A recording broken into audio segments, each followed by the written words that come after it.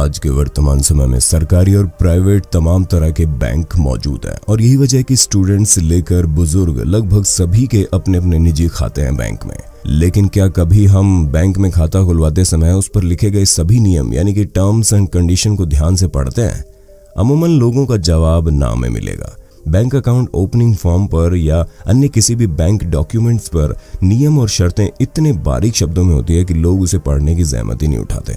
दूसरा ये कि बैंक कर्मचारी या फिर बैंक एग्जीक्यूटिव हमें मोटा मोटा जानकारी दे ही देते हैं। वैसे भी बैंक वाले अक्सर उन्हीं नियम व शर्तों को बताते हैं जिसके कारण हम यानी कि कस्टमर उनकी बात आसानी से मानकर उनकी सेवाएं लेने को राजी हो जाएं।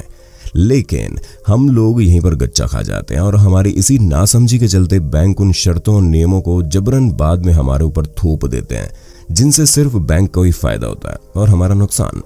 आज हम हिंदी काउंटडाउन की इस वीडियो में कुछ ऐसे नियम और शर्तों के बारे में बात करेंगे जो अक्सर बैंक वाले अपने कस्टमर्स से छुपा लेते हैं या फिर कस्टमर्स को कम ही बताते हैं, और वहीं इन नियम और शर्तों को जानकर आप फायदे में रह सकते हैं। एटीएम ट्रांजैक्शन की हर रसीद को संभाल कर रखें। आजकल हर कोई एटीएम तो इस्तेमाल करता ही है और करना भी चाहिए। जाहिर है कि पैसा निकालने के बाद आप स्लिप भी निकालते होंगे। स्लिप को देखकर डस्टबिन में फेंक दिया जाता है, ये सोचकर कि बाकी लोग भी तो स्लिप डस्टबिन में ही फेंक देते हैं तो हम भी फेंक देते हैं। कई लोग ऐसा ही करते हैं, लेकिन आपकी ये छोटी सी गलती आपको काफी भारी पड़ सकती है। जहां तक हो सके आप अपने एटीएम ट्रांजैक्शन की हर रसीद को संभाल कर रखें, क्योंकि एटीएम एक ऑटोमेटेड प्रोसेस है। दरअसल जिन सॉफ्टवेयर का एटीएम मशीन में पैसे निकालने और जमा करने के लिए इस्तेमाल किया जाता है वो कुछ गलतियां भी पैदा कर सकता है।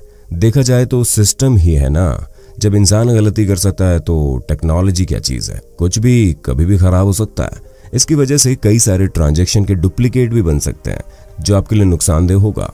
आपके एटीएम स्लिप आपके द्वारा किए गए ट्रांजैक्शन का सबूत होता है। दरअसल इन सभी परेशानियों से बचने के लिए एटीएम ट्रांजैक्शन की हर रसीद को संभाल कर रखें, जिससे आपका पैसा और अधिक सुरक्षित हो सके। कभी जरूरत पड़े तो आप इन रसीदों को बैंक को दिखा सकते हैं। चेक क्लियरेंस का समय। जब कभी आप बैंक अकाउंट में कोई चेक जमा कराते हैं तो आपके अकाउंट में इमीडिएट पैसे नहीं आते हैं, बल्कि इसमें कुछ समय लगता है। दरअसल अगर आपका चेक कहीं बाहर का है तो समय कुछ ज्यादा ही लग जाता है। असल में चेक क्लियरेंस का समय बैंक पर ही निर्भर करता है, लेकिन यदि चेक उसी बैंक का है तो एक दिन में क्लियर हो जाता है। वहीं यदि चेक दूसरे बैंक का होता है तो 2 से 3 वर्किंग डे लग जाते हैं। वहीं जून 2012 में भारतीय रिजर्व बैंक ने सभी बैंकों के डिजिटलाइजेशन के निर्देश दिए थे ताकि चेक क्लियरेंस को तेज किया जा सके। भारतीय रिजर्व बैंक के इस दिशा निर्देश से पहले तक किसी अन्य राज्य के चेक को क्लियर होने में 15 दिन से 3 सप्ताह का समय लग सकता था। एक राज की बात यह है कि असल में जब चेक क्लियर होने में देरी होती है तो बस यहीं पर बैंक फायदा कमा लेते हैं। दरअसल आपके अकाउंट में पैसे आने में जितना अधिक समय लगेगा बैंक के लिए वो उतना ही फायदेमंद है।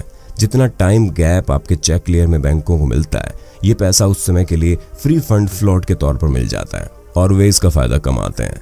जी हाँ, दरअसल ऐसा ही केस इस साल 2011 का है जब बैंकों को चेक क्लियर करने में देरी करने से लगभग 620 करोड़ की कमाई हुई थी। क्यों, चौंक गए ना? Long term customer privilege. हर संस्थान या ऑर्गेनाइजेशन की तरह बैंक में भी पुराने और लॉयल कस्टमर्स को कुछ प्रिविलेज यानी कि सुविधाएं दी जाती है, लेकिन अधिकतर बैंक में इसके बारे में अपने पुराने कस्टमर्स को पर्याप्त जानकारी नहीं दी जाती। ऐसे में कस्टमर को इसके बारे में खुद ही पूछना चाहिए, क्योंकि बैंक से बात करने पर वे सामान्यतः अपने पुराने कस्टमर्स को फीस, शुल्क आदि में रियायत दे देते हैं। तो देर किस बात की है? अगर आप भी अपने बैंक के बहुत पुराने कस्टमर हैं तो आज ही अपने बैंक में जाकर इस बारे में पता कीजिए और इस सुविधा का फायदा उठाइए। अधिक ब्याज दर वाले अकाउंट। आपको बताना चाहेंगे कि साधारणतः बैंक कई तरह के अकाउंट ऑफर करते हैं। दरअसल कुछ अकाउंट ऐसे होते हैं जिनमें अधिक ब्याज मिलता है। ऐसे में कोई बैंक आपको इनके बारे में बताए ये जरूरी नहीं है। आपका बैंक में कितने तरह के अकाउंट है और किसमें आपको अधिक फायदा होगा, इसका पता आपको खुद ही लगाना होगा और इसीलिए अधिक रिटर्न कमा सकते हैं। तो पहले पता कर लें कि किस अकाउंट पर अधिक ब्याज मिलता है ताकि पैसों का इन्वेस्ट कर सकें। डेबिट कार्ड खो जाने पर आपका अकाउंट कितना सुरक्षित है? अगर हम कार्ड के चोरी होने या खोने की बात करते हैं तो आपके डेबिट कार्ड से अधिक सुरक्षित आपका क्रेडिट कार्ड है। हालांकि कोई भी बैंक आपको इस बारे में नहीं बताएगा। अपने बैंकर से बात करके अपने कार्ड को खोने या चोरी होने की स्थिति में सुरक्षा की जानकारी ले लें। जी हाँ, दरअसल भारतीय स्टेट बैंक एक क्रेडिट कार्ड प्रोटेक्शन प्लान यानी कि CPP देता है जो इस तरह की परिस्थितियों में आपके लिए मददगार होता है। आप भी अपने बैंक से पता करें क्या उनके पास भी ऐसी कोई स्कीम है। दरअसल इस तरह से आप अपने कार्ड को अधिक सुरक्षित कर सकते हैं। करंट अकाउंट में पैसे। लोग चेक बाउंस होने जैसी स्थिति से बचने के लिए कई सारे उपाय करते हैं। जी हाँ, असल में कुछ लोग समझदारी दिखाते हुए अपने करंट अकाउंट में अधिक से अधिक पैसे रखते हैं ताकि चेक बाउंस ना हो। चेक बाउंस होने के कारण पेनल्टी चुकानी पड़ती है, जिससे बचने के लिए ये सब किया जाता है। लेकिन इन पैसों को यदि आप सेविंग अकाउंट में रखेंगे तो इस पर बैंक आपको ब्याज भी देगा। असल में सिर्फ चेक बाउंस से बचने के लिए करंट अकाउंट में पैसे रखने के बजाय सेविंग अकाउंट का इस्तेमाल करें। चेक बाउंस ना हो इसके लिए चेक इशू करने से पहले ही ध्यान रखें कि अकाउंट में पर्याप्त पैसे हैं या नहीं, जिससे आपको चेक बाउंस होने जैसी स्थिति पैदा ही नहीं होगी। जल्दी लोन चुकाना ज्यादा महंगा पड़ता है। लोग एक्स्ट्रा चार्जेस से बचने के लिए अपना लोन समय पर चुकाने की कोशिश करते हैं और जल्दी चुकाते भी हैं, लेकिन बहुत से बैंक ड्यू डेट से पहले चुकाने पर फीस चार्ज कर लेते हैं। इसलिए तय वक्त पर ही फीस या शुल्क जमा करें, या फिर शुल्क जमा करने से पहले बैंक से इसके चार्जेस के बारे में पूछ लें। कोई फ्री बैंकिंग नहीं होती। चाहे बैंक आपसे मंथली चार्ज ना ले, लेकिन फिर भी बैंकिंग फ्री नहीं होती। ओवरड्राफ्ट चार्ज, क्रेडिट बैलेंस पर ब्याज के रूप में हम सभी प्रत्यक्ष या अप्रत्यक्ष रूप से बैंक को चार्जेस देते ही हैं। यहाँ तक कि डेबिट कार्ड के यूजेस पर भी बैंक हमसे फीस चार्ज करते हैं। कार्ड के अपग्रेडेशन पर भी लगता है चार्ज। बैंक अक्सर आपको free of cost silver card को गोल्ड में और गोल्ड को प्लेटिनम में अपग्रेड करवाने का लालच देते हैं, लेकिन बैंक आपको ये नहीं बताते कि नए क्रेडिट कार्ड के लिए आपको 500 रुपए से लेकर 700 रुपए तक का सालाना चार्जेस भी देना पड़ सकता है, भले ही कार्ड फ्री में अपग्रेड हो जाए। हर नियम और शर्तों का सही मतलब समझें। बैंक के किसी भी डॉक्यूमेंट को साइन करने से पहले सही से पढ़ लें, क्योंकि ये सबसे ज्यादा जरूरी है। असल में बैंक डॉक्यूमेंट में आपको कई सारे ऐसे शब्द मिल सकते हैं जिनका मतलब ज्यादातर लोगों को आम बोलचाल में पता ही नहीं होता। ऐसे शब्दों की अनदेखी करना सही नहीं है, इसलिए उनका मतलब पूछना बेहद आवश्यक है। बैंक डॉक्यूमेंट को साइन करने से पहले सभी शब्दों के मतलब अच्छी तरह से समझ लें, वरना बैंक से जरूर पूछ लें उसका मतलब, वरना आपको नुकसान भी हो सकता है। हालांकि इसमें आपका और बैंक अधिकार का बहुत सारा समय लग सकता है, लेकिन भविष्य में आपको इसका लाभ ही मिलेगा। लघु उद्योग लोन।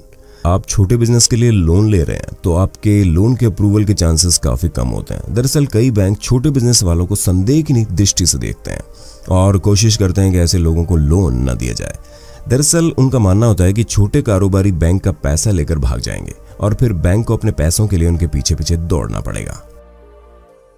Swipe charge. आजकल हर कोई डिजिटल हो रहा है। जब आप अपना डेबिट या क्रेडिट कार्ड दुकान पर इस्तेमाल करते हैं तो रिटेलर को इस ट्रांजैक्शन का फीस देना होता है। ये फीस मुख्यतः कस्टमर के बैंक खाते से ही ली जाती है। Maintenance charge. बहुत से बैंक कस्टमर से मेंटेनेंस चार्ज भी लेते हैं। कुछ बैंक इसे माफ कर देते हैं यदि आपके खाते में बैंक द्वारा निर्धारित राशि रहती है तो। इसलिए जीरो मेंटेनेंस चार्ज वाला बैंक खाता ही चुनने में फायदा है। कई बार ये भी नियम होता है कि खाते में 10,000 या 5,000 से कम राशि रहने पर बैंक जुर्माना लगा सकता है। इसलिए अगर किसी निजी बैंक में बचत खाता खुलवा रहे हो तो इस पॉइंट पर बैंक से जरूर जानकारी लें। उम्मीद है ये छोटी छोटी जानकारियां आपको कहीं ना कहीं कुछ न कुछ फायदा जरूर दिलाएंगी। अगर इन सब के अलावा आपके पास कुछ ऐसे ही और इम्पोर्टेंट इन्फॉर्मेशन है तो हमें कमेंट करके जरूर बताइएगा।